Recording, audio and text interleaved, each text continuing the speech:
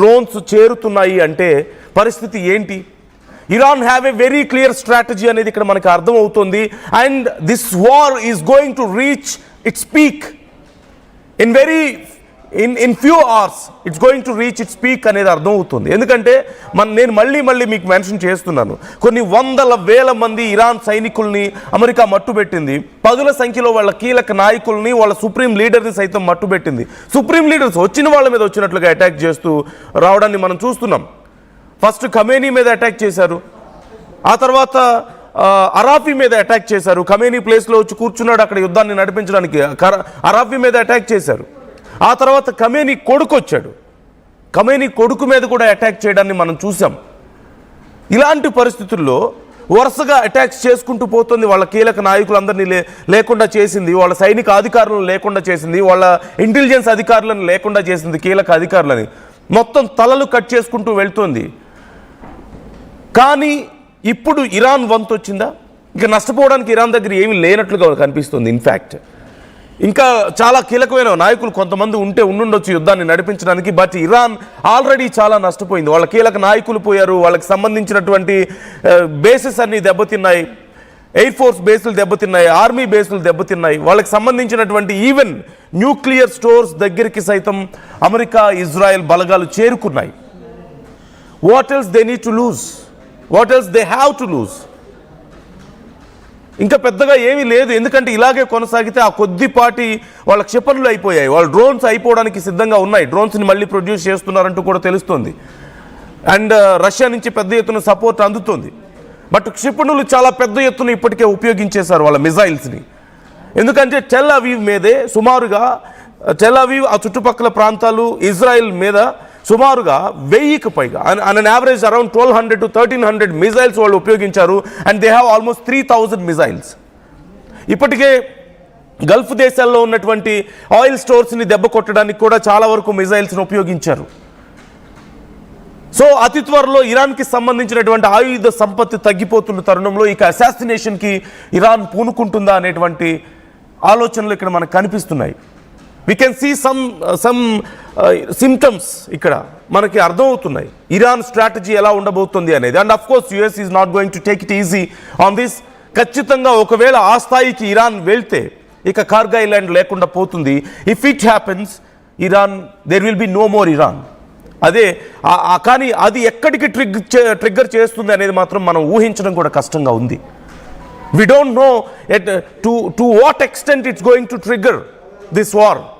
ఎందుకంటే ఇప్పటికే ఇరాన్ దగ్గర 11 న్యూక్లియర్ వెపన్స్ తయారు చేయడానికి సరిపోయినంత యురేనియం ఉంది అని, I think an average around 350 kilos to 400 kilos of uranium, more than 60% వాళ్ళు శుద్ధి చేసి పెట్టుకున్నారు. అండ్ వాళ్ళ దగ్గర 11 న్యూక్లియర్ వెపన్స్ని తయారు చేసే యురేనియం ఉంది అని చెప్తున్నారు. ఇప్పటికే అమెరికా కూడా కొన్ని అనుమానాలను వ్యక్తం చేసింది. ఇరాన్ ఒకవేళ న్యూక్లియర్ వెపన్స్ని డెవలప్ చేస్తుందేమో, ఆల్రెడీ రెడీ చేసుకుంటుందేమో అనే అనుమానాలను వ్యక్తం చేయడాన్ని మనం చూసాం. ఈవెన్ మార్క్ రూబియో కూడా ఇలాంటి కామెంట్స్ చేశారు. గతంలో మార్క్ రూబియోతో ఇరానే చెప్పింది that they have the capability to make nuclear weapons, 11 న్యూక్లియర్ వెపన్స్ని రెడీ చేయగలిగే కెపాసిటీ మా దగ్గర ఉంది అని చెప్పింది అని మార్క్ రూబియో చెప్పారు. సో ఈ యుద్ధాన్ని ఇక పూర్తి స్థాయిలో, ఎందుకంటే ఇరాన్ ఎక్కువ రోజులు యుద్ధాన్ని కొనసాగించే పరిస్థితులు లేదు, ఆర్థికంగా దెబ్బతిన్నది, సైన్యం కొన్ని వేల మంది ఇప్పటికే మట్టుపెట్టబడ్డారు. అమెరికా ఇజ్రాయెల్ ద్వారా వాళ్ళ క్షిపణులు అయిపోవడానికి వచ్చాయి. అండ్ డ్రోన్స్ మ్యానుఫ్యాక్చరింగ్ వాళ్ళ స్టోర్స్ మీద సైతం అమెరికా ఇజ్రాయెల్ దాడులు చేసి ధ్వంసం చేసిన నేపథ్యంలో రష్యా కొంత సపోర్ట్ ఇస్తుంది, చైనా కొంత సపోర్ట్ ఇస్తుంది. కానీ పూర్తి స్థాయిలో ఈ సపోర్ట్ మీద ఇరాన్ యుద్ధాన్ని మరిన్ని రోజుల పాటు కొనసాగించే పరిస్థితి లేదు. కాబట్టి ఇక పూర్తి స్థాయిలో వాళ్ళకి జరిగినటువంటి నష్టానికి ఎలాగైనా ప్రతీకారం తీర్చుకోవాలి, పంటికి పన్ను కంటికి కన్ను అన్నట్లుగా.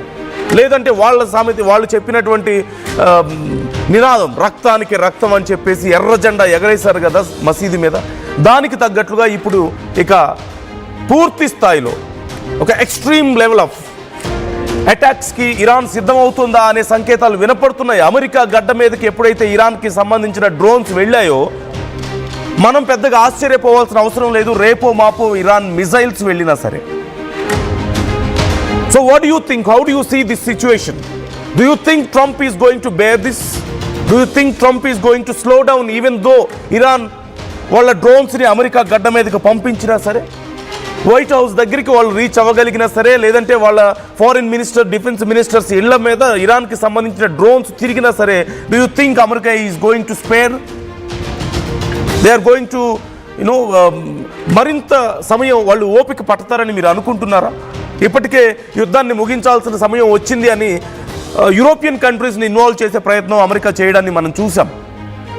రేపు రాకపోతే, ఒకవేళ యూరోపియన్ కంట్రీస్ రావని చెప్పారు, రేపు ఏదైనా ఒక ఎక్స్ట్రీమ్ మెజర్స్లో కనుక అమెరికా యాక్ట్ చేయాల్సి వస్తే they have an option to blame European countries. నేను మీకు చెప్పాను ముందే, మీరు రాలేదు నాకు మద్దతుగా, నేను ఇక యుద్ధాన్ని ముగించాల్సి వచ్చింది, తప్పక నేను ఇలా దాడి చేయాల్సి వచ్చింది అని చెప్తున్నారు. ఆ కర్గ్ ఐలాండ్ మీద దాడి చేసినా, కర్గ్ ఐలాండ్ని ధ్వంసం చేసినా, లేదంటే ఇంకేదైనా చేసినా, బట్ ఇప్పటికీ కూడా ట్రంప్ ఆలోచిస్తుంది ఏంటంటే, ఒకవేళ కర్గ్ ఐలాండ్ మీద దాడి చేసినట్లయితే, దాన్ని ధ్వంసం చేసినట్లయితే ఇరాన్ మాత్రమే నష్టపోదు, అమెరికా నష్టపోతుంది ఎక్కువ.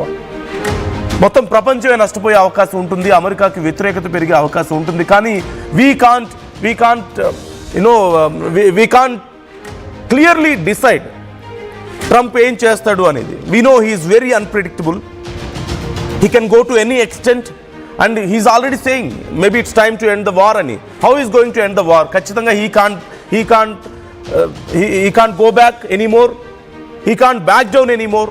ఖచ్చితంగా ఎట్టి పరిస్థితుల్లోనూ ఈ యుద్ధాన్ని ముగించడం అనేది అమెరికా నిర్ణయం తీసుకుంటే అది ఇరాన్ని పూర్తిగా నాశనం చేస్తే తప్ప ఇక వెనక్కి వెళ్ళలేని పరిస్థితి ఇప్పుడు కనిపిస్తుంది. వెనక్కి వెళ్తే యుఎస్ పరువు పోతుంది. యుఎస్ ఇప్పటికే చాలా నష్టపోయింది. దాన్ని ఖచ్చితంగా రికవర్ చేసుకోవాలి అంటే ఇరాన్లో ఉన్నటువంటి ఆయిల్ని వాళ్ళ అనుకూల కంపెనీలకు ఇచ్చుకోవాలి. వాళ్ళు దాంతో వ్యాపారం చేయాల్సిన తప్పనిసరి పరిస్థితి ఉంది.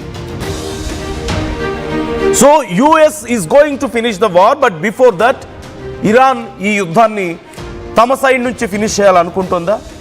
వీలైనంత ఎక్కువ నష్టం, ఇక అత్యంత నష్టం అంటే ఏముంటుంది? ఖచ్చితంగా అమెరికా గడ్డ మీదకు చేరి అక్కడ కీలక ప్రాంతాలని ధ్వంసం చేయడం, అక్కడ కీలక నాయకులను కూడా ధ్వంసం చేసి రక్తానికి రక్తం అనే నినాదాన్ని వాళ్ళు ఫుల్ఫిల్ చేయడం తప్ప. So these are the photos you can see on screen. Almost White House and వాళ్ళ ఫారిన్ మినిస్టర్స్ అండ్ వాళ్ళ డిఫెన్స్ మినిస్టర్స్ ఇంటి మీద తిరుగుతున్నటువంటి డ్రోన్స్ని మీరు చూస్తున్నారు. And America is not going to tolerate ఖచ్చితంగా. అలాగని ఇరాన్కి ఈ విషయంలో ఒక స్ట్రాటజీ లేకుండా ఉంటుందని అయితే మనం అనుకోలేం. So try to comment your opinions. మీ అభిప్రాయాలు ఎలా ఉన్నాయి ఈ అంశానికి సంబంధించి కామెంట్ చేసే ప్రయత్నం చేయండి.